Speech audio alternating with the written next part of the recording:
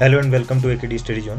इस वीडियो हम डिस्कस करेंगे लेसन प्लान आपका एक्सप्लेनेशन स्किल का, जो भी एक्सप्लेनिंग स्किल है या फिर एक्सप्लेनेशन स्किल है, उसका सेकंड लेसन है। फिजिकल साइंस का छात्र अध्यापक का नाम, अनुक्रमांक, कक्षा, विषय, उपविषय, समयावधि, दिनांक, सत्र, पर्यवेक्षिका।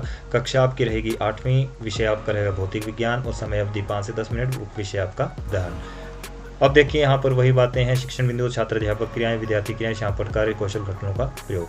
अब यहाँ पर आगे शुभ मध्याह्न बच्चों, शुभ मध्याह्न अध्यापिका जी। बच्चों, हम अपने दैनिक जीवन में ऊष्मा के लिए बहुत से ईंधनों का प्रयोग करते हैं। उदाहरण के लिए गोबर, लकड़ी, कोयला, संपीड़ित प्राकृतिक गैस, पेट्रोल और डीजल इत्यादि।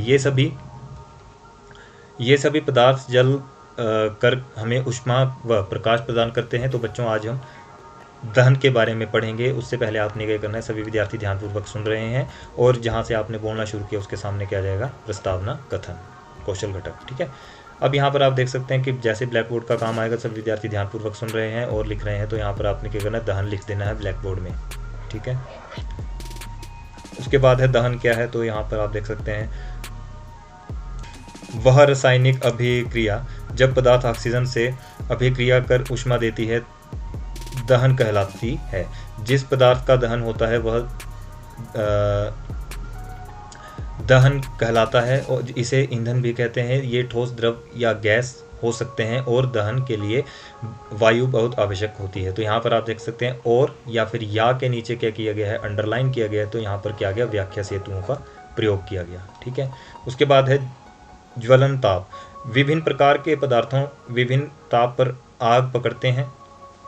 वह न्यूनतम अर्थात कम ताप जिस पर कोई पदार्थ जलने लगता है उसका ज्वलन ताप कहलाता है। किसी भी पदार्थ के दहन के लिए उसका ताप उसके ज्वलन ताप तक पहुंचना आवश्यक है। सभी विद्यार्थी ध्यानपूर्वक सुन रहे हैं। और यहाँ पर जहाँ आपने किया है कि न्यूनतम अर्थात कम, उसको आप ब्लैक बोर्ड में लिख दोगे। ठीक है। तो ये क्या आ गया, तकनीकी शब्दों को परिभाषित करना, ये आपका कौशल घटक आ जाएगा। ठीक है। प्रश्न पूछा गया कि ज्वलन ताप किसे कहते हैं। जिस बच्चे से पूछा आप बताइए। यहाँ पर आपके सामने बिल्कुल क्या लिख देंगे, विद्यार्थी का बोध परीक्षण। वह न्यूनतम ताप जिस पर कोई भी पदार्थ जलने लगता है उसे उस पदार्थ का ज्वलन ताप कहते हैं। अब ज्वलनशील पदार्थ क्या है, यहाँ पर आप इसके नीचे लिख सकते हैं कि शाबाश, बैठ जाइए। उसके बाद ज्वलनशील पदार्थ आपका नेक्स्ट आ जाएगा। जिन पदार्थों का ज्वलन ताप बहुत कम होता है और जो ज्वाला के साथ सरलतापूर्वक आग पकड़ लेते हैं, ज्वलनशील पदार्थ कहलाते हैं। उदाहरण के लिए पेट्रोलियम या पेट्रोल, अल्कोहल, एलपीजी इत्यादि। सभी विद्यार्थी ध्यानपूर्वक सुन रहे हैं और लिख रहे हैं। उदाहरण यहाँ पर जहाँ आपने क्या किया, अंडरलाइन किया, वहाँ लिख देंगे। उदाहरण के लिए पेट्रोल, अल्कोहल, एलपीजी इत्यादि। विद्यार्थियों के लिए रोचक बनाना। तो यहाँ क्या हो गया, विद्यार्थी के लिए रोचक बनाना हो गया। नेक्स्ट आपका है दहन के प्रकार। तो दहन के मुख्यतः 2 प्रकार होते हैं, तीव्र दहन, स्वतः दहन। छात्र अध्यापिका या फिर अध्यापक चार्ट, जो भी चार्ट बनाया, दहन दिखाते हो। सभी विद्यार्थी ध्यानपूर्वक देख रहे हैं। यहाँ पर क्या आ जाएगा आपका, देखिए ब्लैक बोर्ड में आप इस चीज़ को लिखेंगे कि दहन के मुख्यतः 2 प्रकार हैं, तीव्र दहन और स्वतः दहन। आवश्यक बिंदुओं को समाहित करना, जहाँ पर आपने अंडरलाइन किया है। ठीक है। आवश्यक बिंदुओं को समाहित करना, क्योंकि एक जरूरी सूचना है।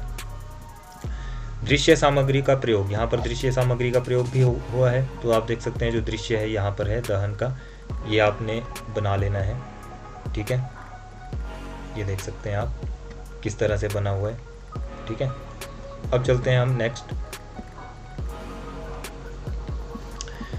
तीव्र दहन क्या है। तीव्र दहन में पदार्थ प्रत्यक्ष कारण से तेजी से जलने लगती है, जैसे कि सीएनजी का दहन तीव्र दहन का उदाहरण है। सभी विद्यार्थी ध्यानपूर्वक सुन रहे हैं और लिख रहे हैं। जैसे कि के नीचे अंडरलाइन किया, तो यहाँ लिख देंगे जैसे कि सीएनजी का दहन तीव्र दहन का उदाहरण है। इसको लिख करके आपके पास क्या आ गया, व्याख्या सेतुओं का प्रयोग, इसका कौशल घटक। अब नेक्स्ट देखते हैं यहाँ पर क्या है।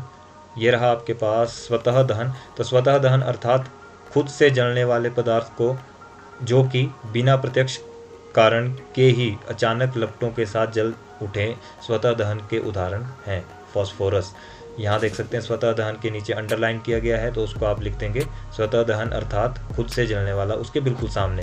और यहाँ पर आपने उदाहरण में अंडरलाइन किया, तो इसके यहाँ लिख देंगे उदाहरण फॉस्फोरस। ठीक है। और यहाँ पर आ गया तकनीकी शब्दों को परिभाषित करना। यहाँ पर आ गया विद्यार्थियों के लिए रोचक बनाना। क्लियर इतना। अब आग पर नियंत्रण, तो यहाँ पर आ जाएगा आग बुझाने के लिए जल, CO2 कार्बन डाइऑक्साइड का प्रयोग करते हैं। इससे ऐसे पदार्थ जो कि ज्वलनशील होते हैं उनका ज्वलन ताप कम हो जाता है और आग बुझ जाती है। जैसे ही कहा, सभी विद्यार्थी ध्यानपूर्वक सुन रहे हैं, आपने इतने इतने को अंडरलाइन किया और उसी को ब्लैक बोर्ड में लिख देंगे।